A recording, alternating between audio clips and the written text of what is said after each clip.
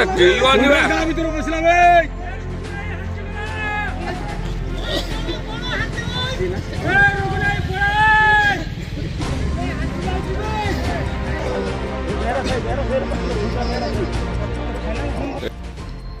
Block महतीपुर ग्राम panchayat पूर्वपड़ा grammar Surendra Prasad दास पिता जयकृष्ण दास बयस 66 वर्ष हाथी आक्रमण में मृत्युवरण करिछि। सकाळ घर बाहर को आसिला बेलू हठात हाथी आक्रमण करी दली चकटी देथिला, जहा फल गुरुतर अवस्था डाक्तरखाना को निया जायथिला। सेठारे डाक्तर देखि मृत्यु घोषणा करथिले। सेहीपरि त्रिलोचनपुर ग्रामर जड़े शौच हेबाकू जिबा बाटरे हाथी आक्रमण में शिकार होइछन्ति। एथिपाई वन विभाग तरफ 3टी हाथी को धरिबा पाई प्रयास। बालेश्वर छायाकांत महाती रिपोर्ट रूपाथालिया न्यूज।